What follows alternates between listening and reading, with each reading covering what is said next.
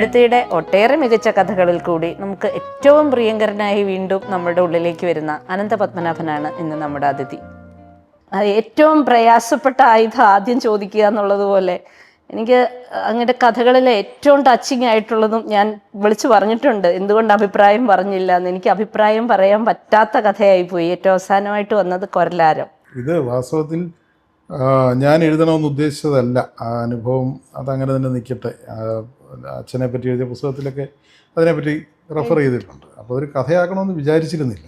അപ്പോൾ ആ സമയത്ത് മുഖത്തല ശ്രീകുമാർ എന്ന് പറയുന്ന പ്രോഗ്രാം എക്സിക്യൂട്ടീവായിട്ട് ആകാശവാണിയിൽ നിന്ന് കഴിഞ്ഞ മെയ് 1 റിട്ടയർ ചെയ്ത അദ്ദേഹം എന്നെ ഒരു 3-4 മാസം അദ്ദേഹം എപ്പോഴും കഥ ചോദിക്കും.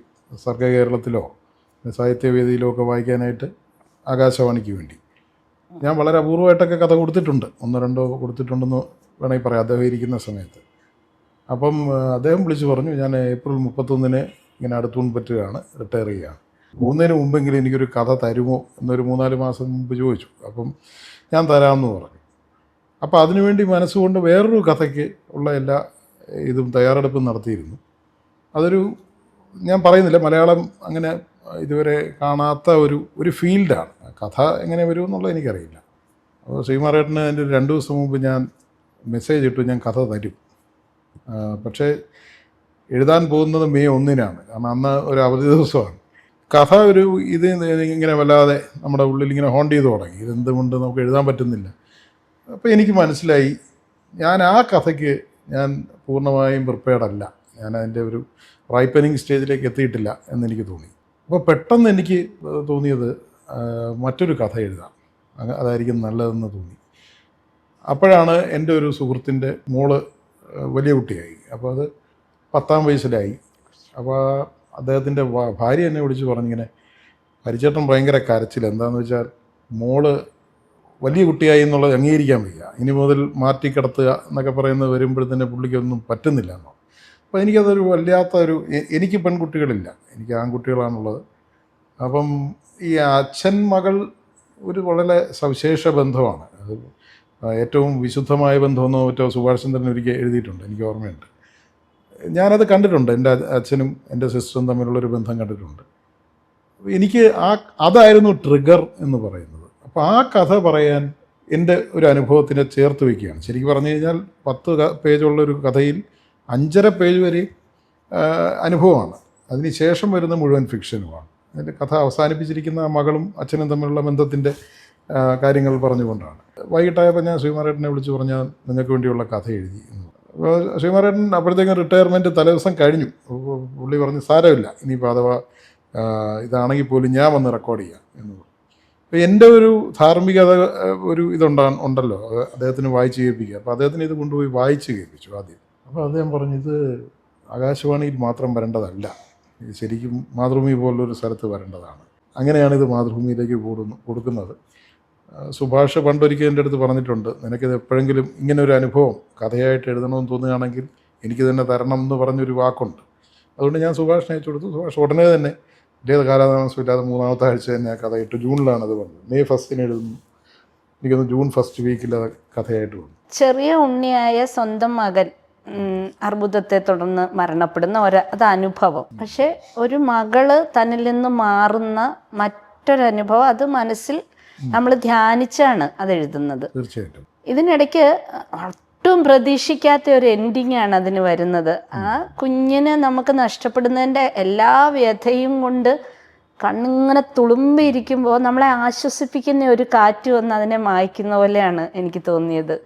അത് ശരിക്കും അത് അങ്ങനെ ഒരു മുടിക്കെട്ട് എടുത്തു വെച്ചിട്ടുണ്ട്. അത് എവിടെയാണെന്ന് ഞാൻ ചോദിച്ചിട്ടില്ല.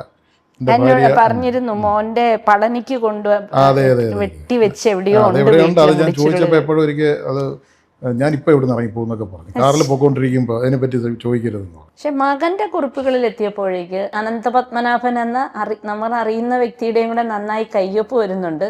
ഇതിന്റെ എഴുത്തിനെ കുറിച്ച് ഒന്ന് പറയാം. ഈ പുസ്തകം എനിക്ക് ഏറ്റവും ഇഷ്ടപ്പെട്ട പുസ്തകങ്ങളിൽ ഒന്നാണ്. ഈ പുസ്തകം വാസ്തവത്തിൽ ഇതും ഒട്ടും പ്രീമെഡിറ്റേറ്റഡ് അല്ല, ഞാൻ പ്രിപ്പയർഡും അല്ലായിരുന്നു. ഒരു ദിവസം പെട്ടെന്ന് സുഭാഷ് വിളിച്ചിട്ട്, നിനക്ക് അച്ഛനെ പറ്റി ഒരു സീരീസ് എഴുതിക്കൂടെ, പരമ്പര.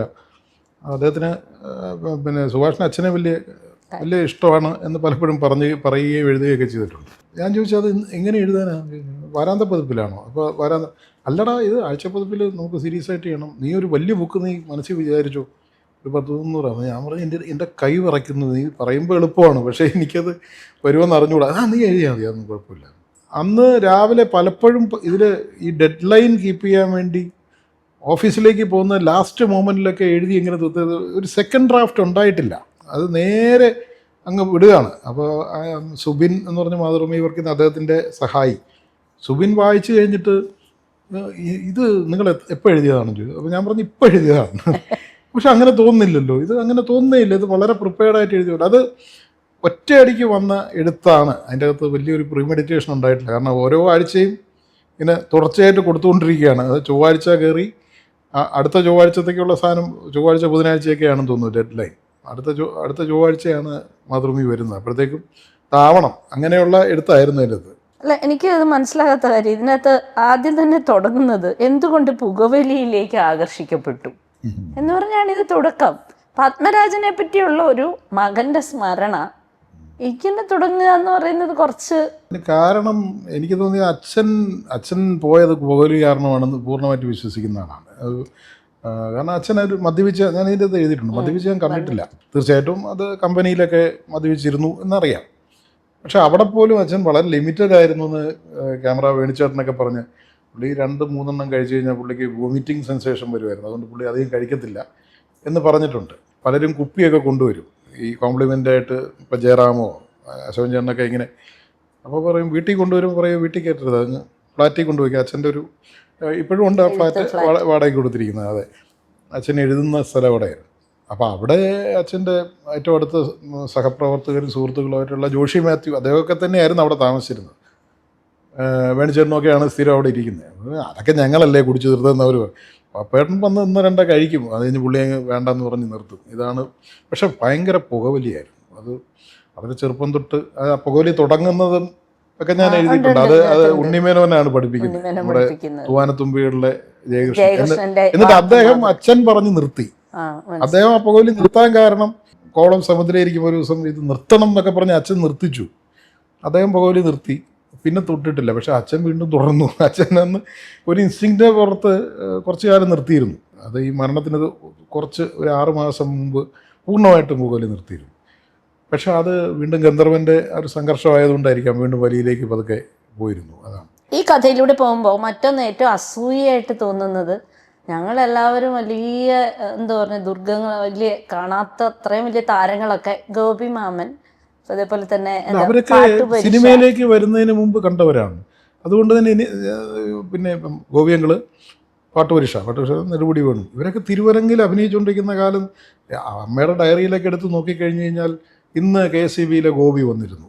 അപ്പോൾ അന്ന് തൊട്ടേ ഇവരൊക്കെ വീട്ടിൽ വരുന്ന സന്ദർശകരും, ഗോപാലകൃഷ്ണൻ അദ്ദേഹമൊക്കെ വളരെ വർഷങ്ങൾക്ക് മുമ്പ് തന്നെ ഞങ്ങളുടെ വീട്ടിൽ അവർ ബന്ധുക്കളും കൂടാണ്, അങ്ങനെ പറയുകയാണെങ്കിൽ.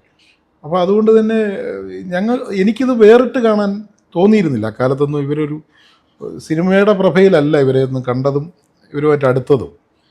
അവരും അങ്ങനെ തന്നെയാണ് എന്നോടൊക്കെ. ഈ 2 പേരും, ഗോപിയങ്ങളാണെങ്കിലും ഗോപിയങ്ങളുടെ മകൻ എൻ്റെ കൂടെ പഠിച്ചതാണ്, എൻ്റെ ഏറ്റവും അടുത്ത സുഹൃത്താണ്. അപ്പം ഞങ്ങൾ ഇടയ്ക്കിടയ്ക്ക് വീട്ടിൽ പോകും, അങ്ങോട്ടും ഇങ്ങോട്ടും വരും, അങ്ങനെയൊക്കെ ഉണ്ടല്ലോ. അപ്പം മുരളി ഗോപിയാണ് ഇപ്പോഴും ഏറ്റവും അടുത്ത പിന്നെ എന്താണ് ശൈശവകാലം തൊട്ടുള്ള സുഹൃത്ത് അവനാണ്. ഈ പുസ്തകം ഡിസൈൻ ചെയ്തേക്കുന്നവനാണ്. ആദ്യം ഡിസൈൻ ചെയ്ത് 25 വർഷം മുമ്പ് ഡിസൈൻ ചെയ്തത് മുരളിയായിരുന്നു. അപ്പോൾ അത് കഴിഞ്ഞ് ഞാൻ രണ്ടാമത് ഇറക്കുമെന്ന് പറഞ്ഞപ്പം ഇങ്ങോട്ട് വോളണ്ടറി ചെയ്തു. ഞാൻ തന്നെ ചെയ്തു തരാടാ ഡിസൈൻ. അതും എമ്പുരാൻ്റെയൊക്കെ തിരക്കുകൾ നിൽക്കുന്ന സമയത്താണ്. അതിൻ്റെ സെറ്റിലിരുന്നിട്ടൊക്കെയാണ് ഇതിൻ്റെ കറക്ഷൻസും കാര്യങ്ങളും ഗ്രാഫിക്സ് ഡിസൈനേഴ്സിന് പറഞ്ഞു കൊടുത്തത്. അതൊക്കെ ഒന്നിനും അല്ല, അത് സ്നേഹവും സൗഹൃദവും കൊണ്ട് മാത്രം ചെയ്യുന്നതാണ്, അല്ലാതെ ഇതിൻ്റെ അകത്ത് വേറെ ഗ്ലാമറിനോ ഒന്നുമല്ല.